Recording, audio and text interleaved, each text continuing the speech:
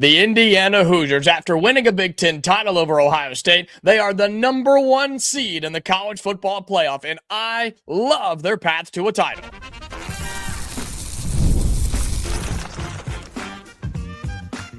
You are Locked On Hoosiers, your daily podcast on the Indiana Hoosiers.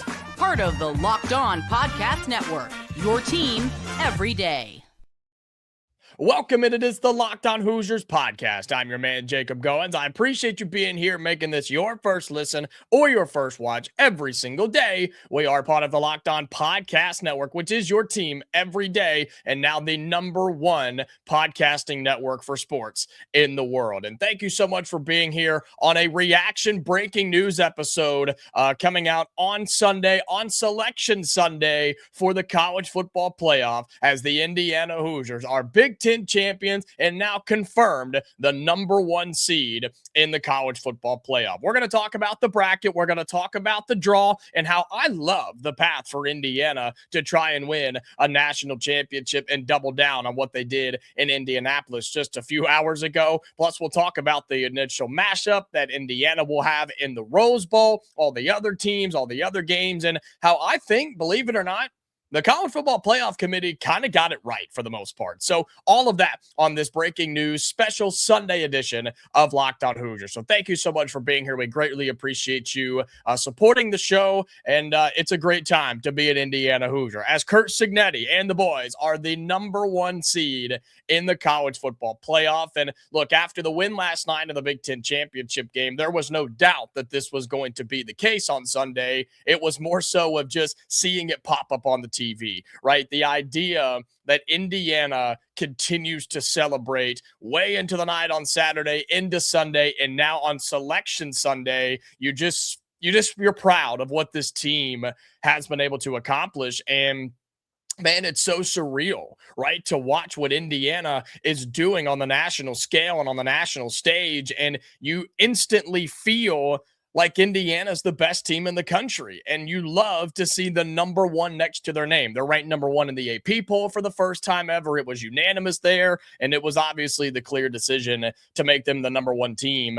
and the number one seed in the college football playoff. So you've seen the bracket by now, right? Indiana at 1, Ohio State at 2, Georgia 3, Texas Tech at 4.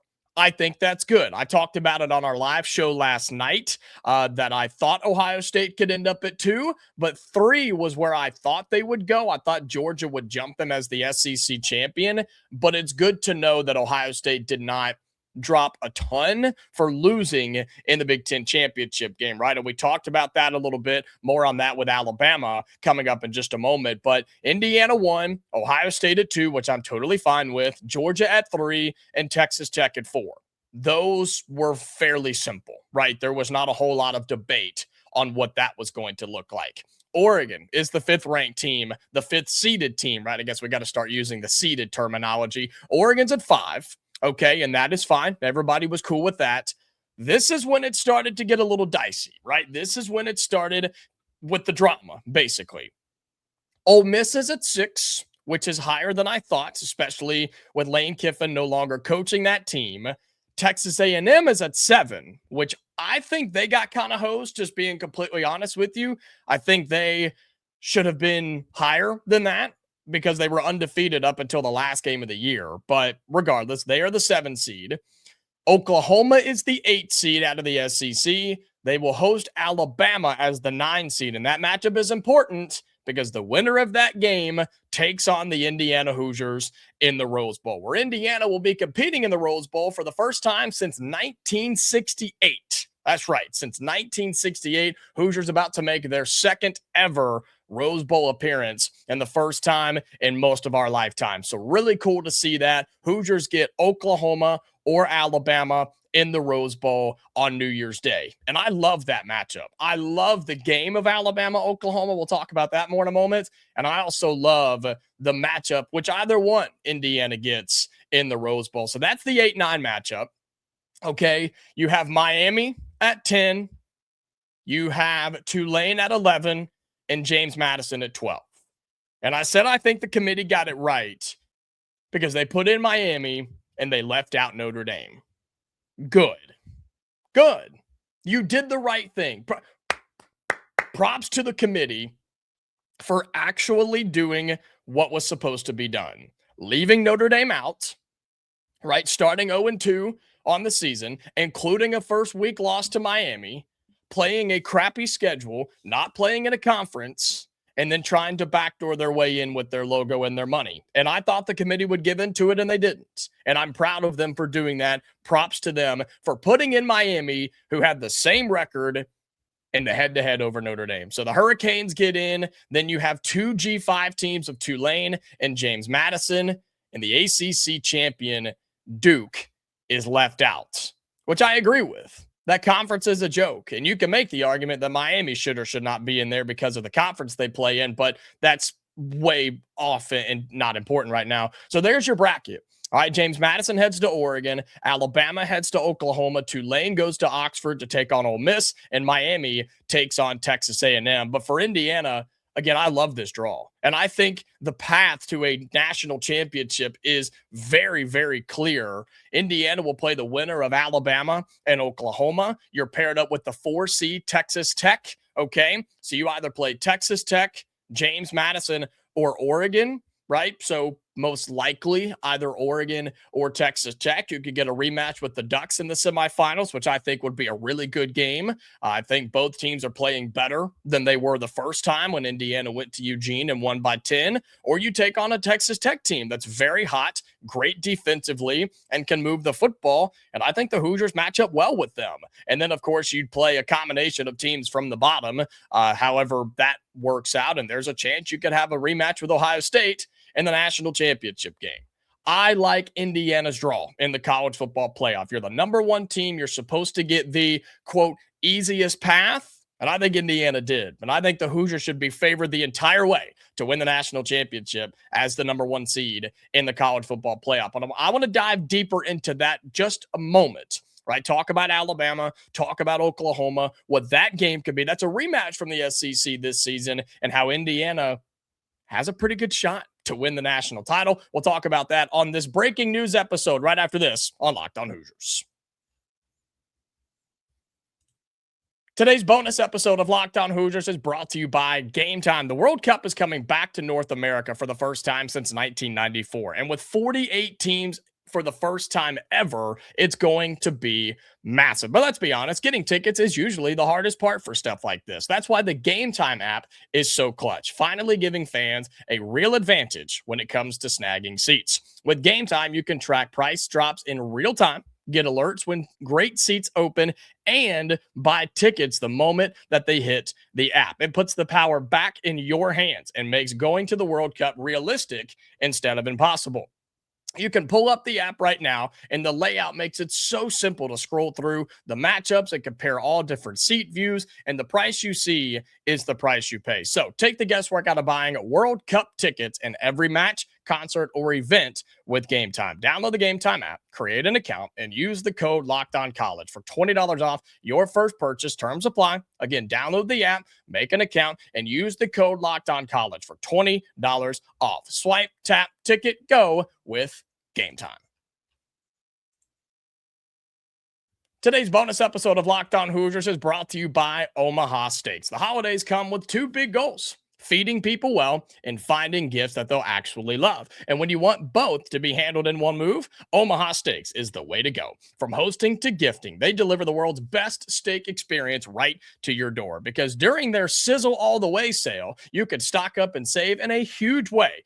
50% off site-wide at omahasteaks.com. And it gets even better. Locked On College listeners like you get an extra $35 off with the code COLLEGE at checkout. You can get gifts for everybody, whether they're next door, whether they're across the country, it doesn't matter. I just like how easy it is to gift them for people, right? They show up frozen, it's packed beautifully, and they're ready to cook at any time. And it really is a restaurant-level steak right there at your house. So save big on gourmet gifts and more holiday favorites with Omaha Steaks. Visit omahasteaks.com for 50% off site-wide during their Sizzle All the Way sale. And for an extra $35 off, use the promo code COLLEGE at checkout. Terms apply. See site for details. That's omahasteaks.com and use our code COLLEGE. All right, welcome back into this bonus episode of Locked On Hoosiers, your daily spot for all things Indiana athletics on a Sunday after the Indiana Hoosiers are now the #1 seed in the college football playoff. Thank you so much for being here. Make sure you subscribe to the YouTube channel, follow us on your audio platforms, go back and watch or listen to our live show from last night as we went live immediately after Indiana beat Ohio State and secured their first ever Big Ten game title. So be sure you go back and do that. Check us out and be with us throughout the entire season here on Locked On Hoosiers, covering football, basketball, and everything in between. All right, so we talk about Indiana, right? Again, the #1 seed in the college football playoff, and you're going to be matched up with the winner of Alabama and Oklahoma. So you get an SEC team, which I love. I think that's awesome. They're the two best conferences, and those teams should have the best chance to win the national championship. But I like Indiana's draw. I've said that this show, and that's my message here, and I believe that. Okay, I think Indiana's run to Miami, Florida for the national championship game is pretty favorable, to be quite honest. And I know some people would see the big bad SEC and get stressed out or worry, and especially with a team like Alabama, right? But shout out to the committee for Alabama, too. I talked about Miami, talked about Ohio State, and I do want to talk about the Crimson Tide for a moment, right? Because my message going into this past week and going into conference championship games was the committee needed to prove that they would not punish teams for losing in their conference championship games. And there are different scenarios for that, right? Indiana and Ohio State was one where if Ohio State lost, it was necessary to move Indiana ahead of them. But if Indiana lost, it was the discussion of not dropping out of the top 4. For Alabama, their argument was you should not drop us out of the playoffs for playing in the SEC championship game, and they didn't drop them out. They didn't even move. Alabama stayed as the 9th-ranked team in the country, and they get a trip to Norman to take on the Sooners. But here's what's funny about that. That's a rematch. That's a rematch from the regular season where Alabama hosted Oklahoma and lost 23-21 to Tuscaloosa.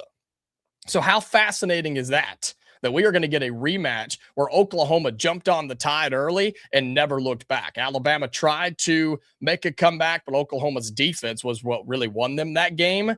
And so you get a rematch between Alabama and Oklahoma, but the return trip to Norman. And I think Indiana matches up extremely well with these teams. I think John Mateer is a good quarterback for Oklahoma. I think their defense is solid, but the offense has not been playing good the past couple of games. We just saw what Indiana's defense can do at the highest level, and Alabama can't run the ball. Folks, they had -3 rushing yards against Georgia in the SEC championship game. That's horrible. That's terrible. So that's what Indiana's going up against. Ty Simpson has locked up in every big moment he's been in for Alabama as the quarterback. John Mateer's good, not great to me. And Alabama's defense is They can't stop the run either. So Fernando Mendoza, if that's the game, may not even have to throw the ball that much. You may just give it to Roman Hemby, Kalen Black, and say, hey, go have fun. I like Indiana's matchup in those games. I like Indiana's coaching matchup in those games. I don't trust Kalen DeBoer in big games.